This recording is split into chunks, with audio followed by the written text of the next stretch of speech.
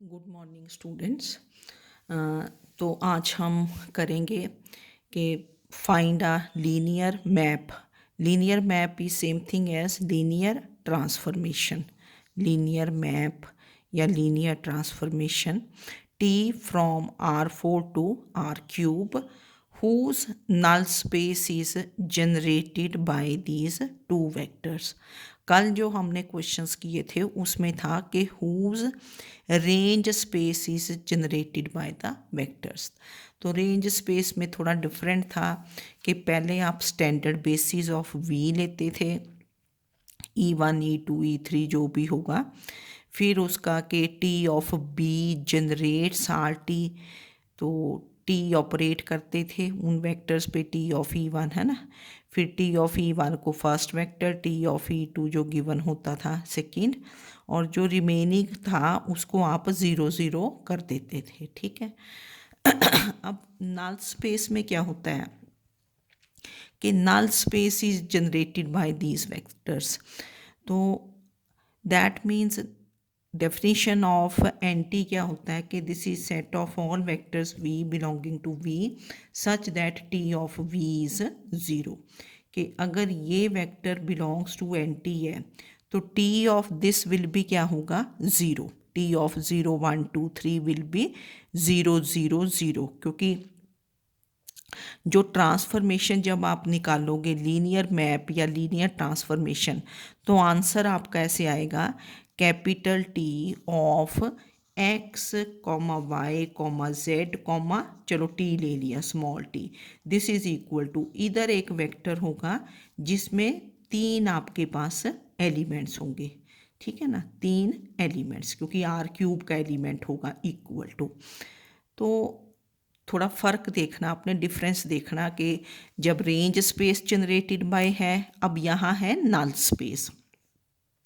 तो आपने start question किया कि given anti is generated by the vectors, ये जो गिवन वेक्टर्स हैं इस सेट को हमने B1 ले लेना कि लेट B1 इज 0 1 2 3 एंड -1 2 3 0। तो सबसे पहला स्टेप हम क्या करेंगे कि ये जो सेट गिवन है, extend B1 to a basis of R4। Extend B1 to a basis of R4। ये पीछे हमने लास्ट जो चैप्टर किया था उसमें करते थे कि एक्सटेंशन कैसे की जाती है किसी बेसिस को। हम basis of standard basis of R4 ले लेते हैं, फिर ऑल एलिमेंट्स कंसीडर कर लेते हैं, ये वाले दो एलिमेंट्स और चार ये, फिर ये एक मैट्रिक्स कंसीडर करोगे और रिड्यूस टू क्या करोगे, एक्लन फॉर्म। तो इसके दो वेज हैं, वैसे आप ऐसे भी कर सकते हो कि ये लिया, फिर स्टैंडर्ड बेसिस में से जो आपको यहाँ लग रहा है कि ये वेक्टर्स ले लेते हैं तो उनको भी आप ले सकते हो। ठीक है। तो इसमें हमने किया कि extend B1 to a basis of R4. तो consider standard basis of R4. What is standard basis of R4? 1 0 0 0 0 1 0 0 0 0 1 0 0 0 0 1। ठीक है।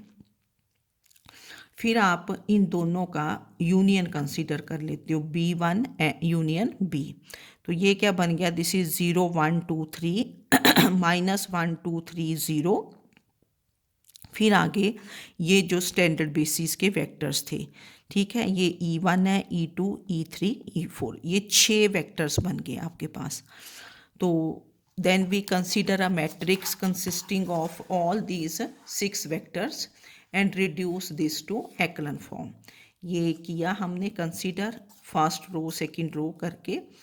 तो हम क्या करते हैं कि प्रेफरेबली जो first element of first row that should be non zero. तो इन दो वेक्टर्स को, ये जो दो रोज हैं, इनको इंटरचेंज कर देंगे R1 2, that is interchange R1 and R2। First and second row interchange कर दी ताकि ये वाला वेक्टर क्या बन जाए, नॉन ज़ीरो, ये एलिमेंट नॉन ज़ीरो बन जाए। तो फिर ये नेक्स्ट रोज सेम रही। अब रो एक्लन फॉर्म तो अब आपको आती होगी, ये -1 है, इसके नीचे के सारे एलिमेंट्स ज़ीरो, तो सिर्फ यही 1 आपने ज़ीरो बनाना है। तो इसको ज़ीरो करने के लिए क्या करेंगे आप, R3 प्लस क्या कर दोगे, R1। तो जब आप R3 प्लस R1 करोगे, थर्ड रो चेंज होगी सिर्फ, ठीक है ना, थर्ड रो चेंज हो जाएगी, first row remain same, second same, third क्या बन गई, 0 2 3 0, fourth same, fifth same, sixth same, ठीक है। तो ये आपका नेक्स्ट स्टेप आ गया। अब आपने देखा कि this element is non zero, ये 1 है ना, 1 नॉन ज़ीरो, सेकेंड रो का सेकेंड एलिमेंट। अब इसके नीचे के ज़ीरो बनाने हैं, तो दैट मीन्स ये और ये। तो हमने क्या किया, R3 माइनस 2 टाइम्स R2 और R4 माइनस R2, तो ये ऑपरेशन करके आपके पास ये आ गया, ठीक है। इसको देख लेना आपने। फिर आपके पास ये बना, इसके 1 के नीचे क्या हो गए, 0। अब आपने थर्ड रो देखी, थर्ड रो का ये एलिमेंट क्या है, -1। इस -1 के नीचे के एलिमेंट्स क्या बनाओगे, 0। इसको 0 बनाने के लिए क्या करोगे, R4, क्योंकि ये माइनस साइन है ना already, R4 minus 2 times R3 कर दिया, और इसको 0 बनाने के लिए R5 प्लस R3। तो ये ऑपरेशन करके फिर आपने ये लिख देना पूरा, है ना, ठीक है। ये आ गया आपके पास।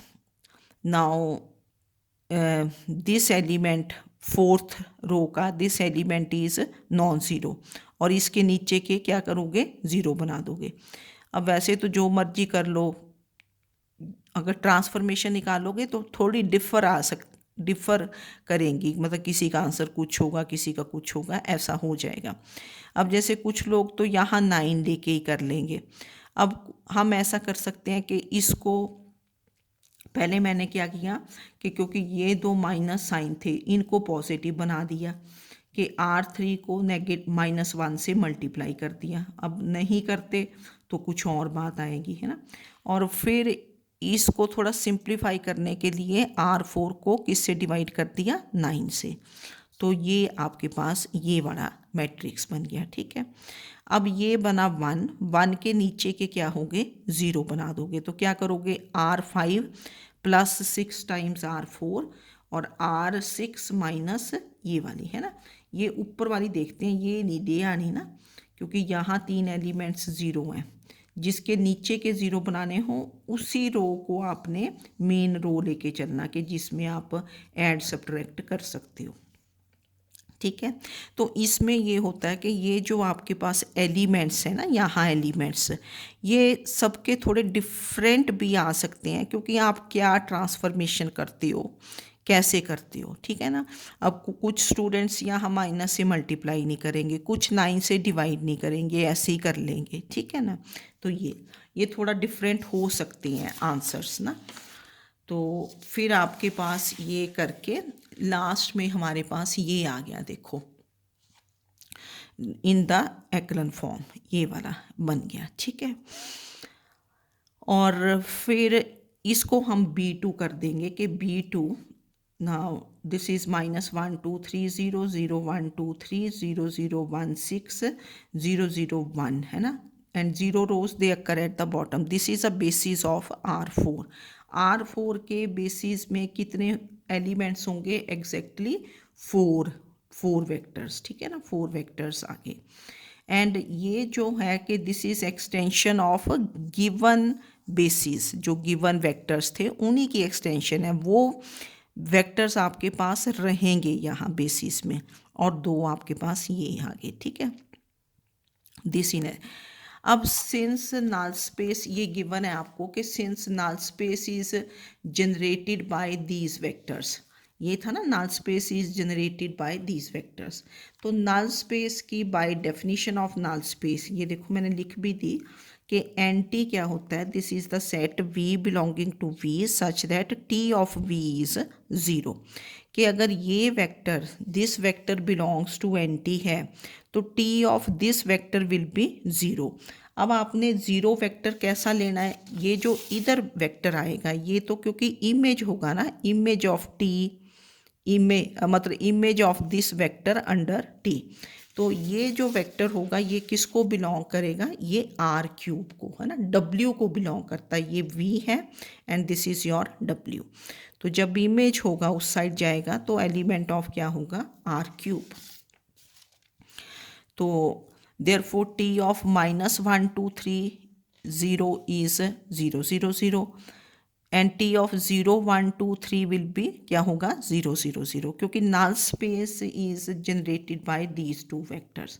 अब जो रिमेनिंग वेक्टर्स बचे कि लेट टी ऑफ, अब ये बचे ना आपके पास 0 0 1 6, तो लेट टी ऑफ 0 0 1 6। अब इनको नहीं ना ज़ीरो लेंगे, इनको कोई नॉन ज़ीरो वेक्टर लेना है of standard basis of R cube. तो standard basis of R cube क्या होगा, 1 0 0, वो एलिमेंट ले लिया।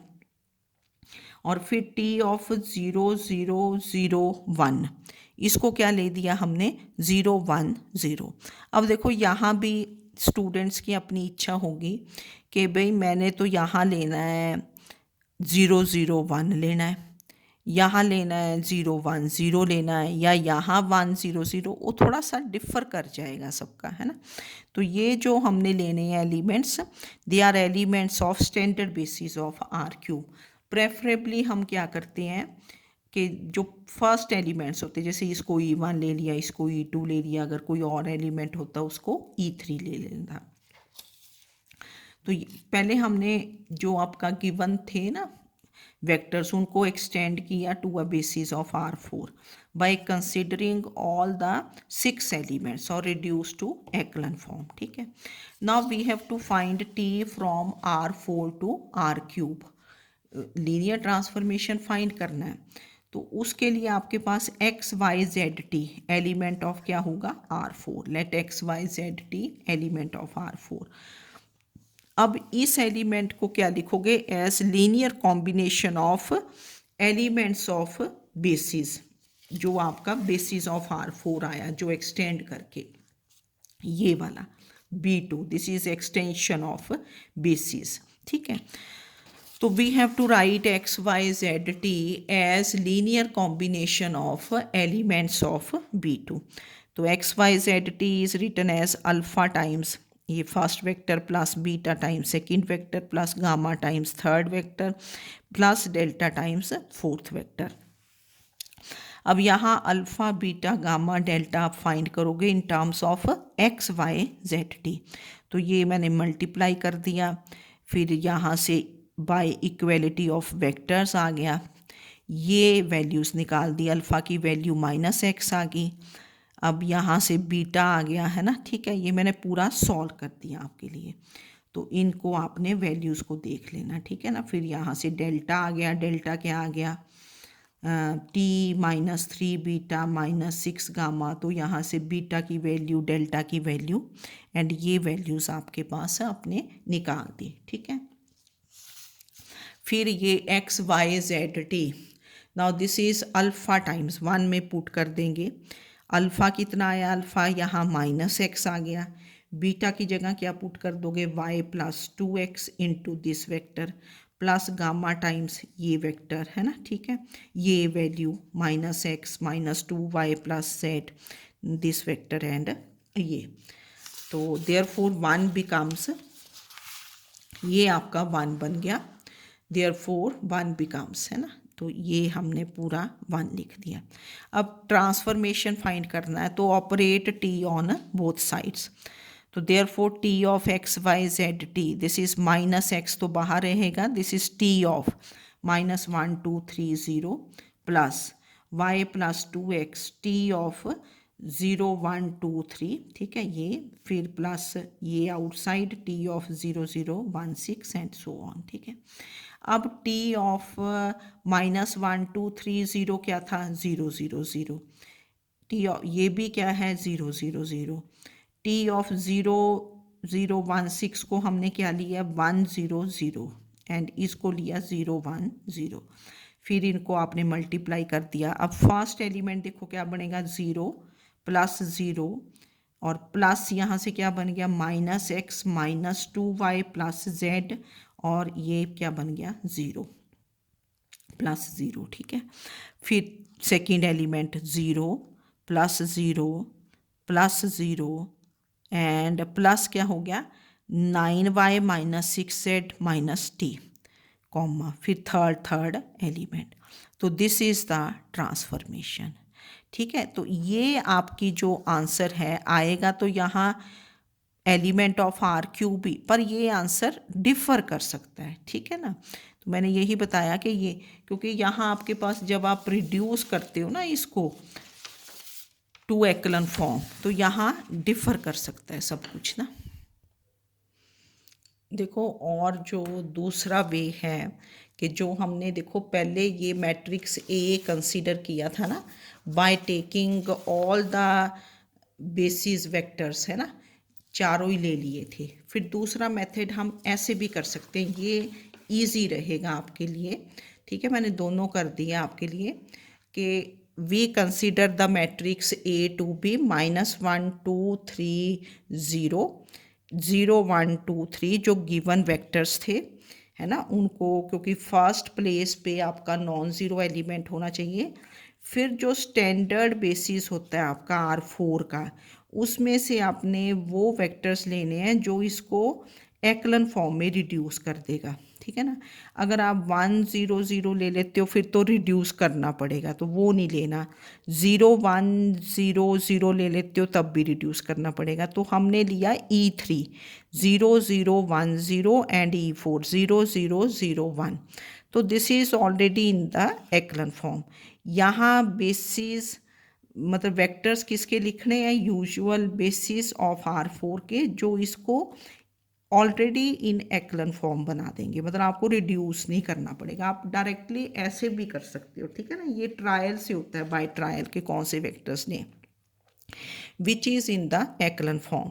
तो देयर फॉर B2 बिकम्स, पहले दो वेक्टर्स तो वहीं रहे, दिस इज 0 0 1 0 एंड 0 0 0 1, ठीक है। तो ये पीछे वाले सेट से थोड़ा डिफ़र कर गया ना, क्योंकि देखो पीछे जो हमने जब निकाला था तो वहाँ क्या आ गया था आपके पास, ये तो दो वेक्टर सेम रहे, 0 0 1 6 आ गया था यहाँ, ठीक है ना, ये 6 आ गया था। तो वैसे तो इस 6 को आप ज़ीरो बना सकते हो यहाँ से ना, पर वहाँ नहीं ना फिर पता चलता अगर आप सारे एलिमेंट्स। ये भी ठीक है अगर आपने 6 वेक्टर्स लेने हैं।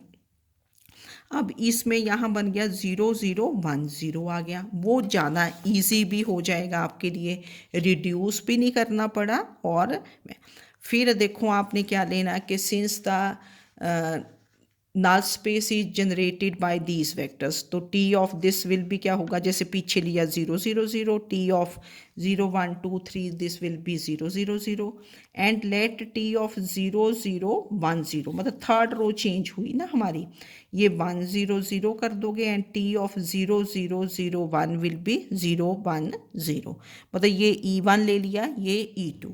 अब यहाँ डिफ़र हो सकता है कि आप इसको E2 ले लो, इसको E3 कर दो, आपकी इच्छा है। फिर आपने आगे वैसे प्रोसीड करना है कि write X Y Z T as linear combination of elements of B2, ठीक है, ये वाले जो एलिमेंट्स थे B2 का।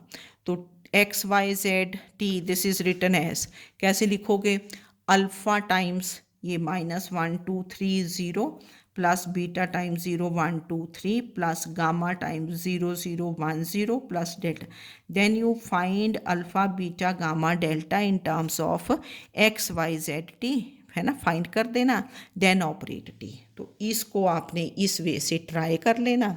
दूसरा मैंने रिड्यूस करके कर दिया, तभी मैंने बोला कि इसमें आंसर थोड़ा डिफरेंट आ सकता है।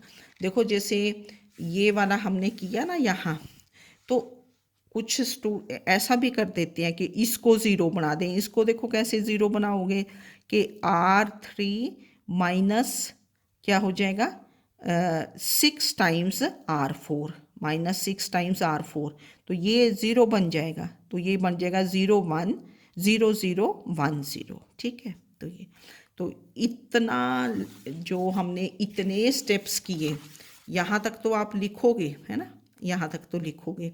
फिर consider a matrix A consisting of the vectors, उसके बाद आप इसको डायरेक्टली ऐसे कर सकते हो कि वी टेक द, ठीक है। तो इस क्वेश्चन को कर लेना। Null space generated by the vectors means के T of this will be zero, T of this will be zero, जो अदर वेक्टर्स बने उनको 1 0 0 कर लेना है ना। और इस टाइप के क्वेश्चंस आपने ट्राई कर देने हैं।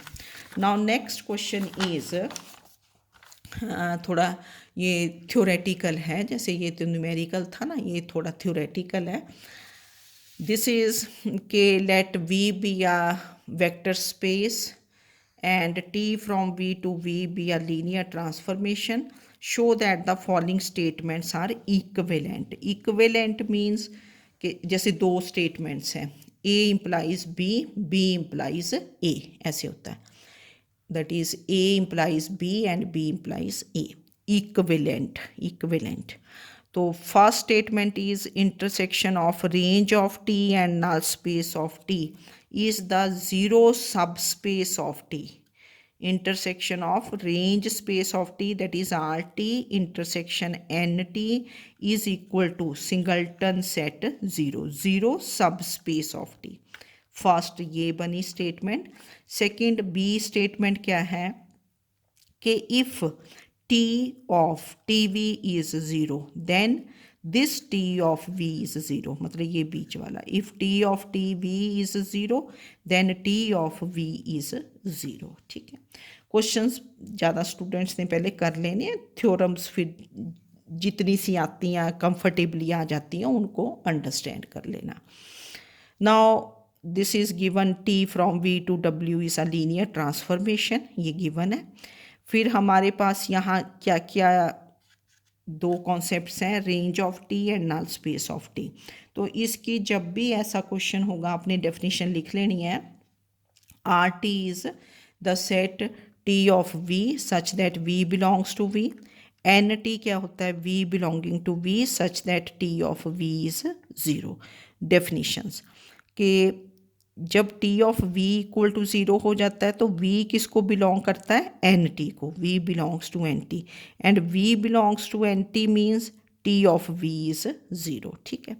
Now A implies B, A implies B means कि ए गिवन है आपके पास, A is given, what is given, RT intersection NT is singleton set 0. That is intersection of range of T and null space of T is the zero subspace.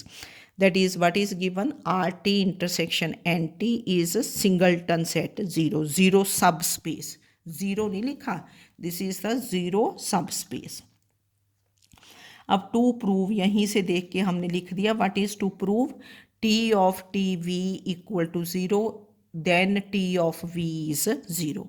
इसका meaning भी क्या हुआ कि if T of T V is zero, that is ये भी given हुआ। If means कि we are also given T of T V is zero then T of V is zero. सिर्फ आपको इतना प्रूव करना है कि T of V is zero. If means given कि if this is zero then T of V is zero. तो what is given, R T intersection N T is the zero subspace. This is to prove. Now since T of T V is zero, ये भी given है, since T of T V is zero. Now by definition of N T, जैसे T of something zero होता है तो ये वाला जो वेक्टर है, ये जैसे T of V is zero हो तो वी बिलोंग्स टू क्या हो जाता है, एन टी। तो यहाँ क्या हुआ, T V belongs to N T by definition of N T. जैसे ही T of V equal to zero होगा तो that means V this belongs to N T, V belongs to NT. What is any element of NT? V. So V belongs to NT. T of V is 0. So now T of TV is 0 means T of V belongs to NT. And by definition of RT, TV belongs to RT. What is any element of RT? T of V. So also by definition of RT, T V belongs to क्या है, R T, ठीक है, by definition मैंने काफ़ी बार आपको बताया है। Therefore from 1 and 2 T V belongs to N T and T of V belongs to R T. तो देयरफॉर एंड का मीनिंग क्या होता है? Intersection. T V belongs to N T intersection R T. देखो ना, ये गिवन था कि T of T V is 0 means TV belongs to NT. By definition, TV also belongs to RT. Therefore, TV belongs to NT intersection RT. Now, what is NT intersection RT या RT intersection NT? This is the zero subspace. So, therefore, we have T of V. Therefore, T of V, this belongs to the zero subspace. T of V, this belongs to the zero subspace, क्योंकि TV intersection RT intersection NT is the zero subspace. तो जब TV belongs to this singleton set 0, यहाँ तो एक ही element है, तो this implies T of V क्या होगा? This is 0. T of V will be 0. तो this proves the result कि if T of TV is 0, this implies TV is 0. अब B implies A,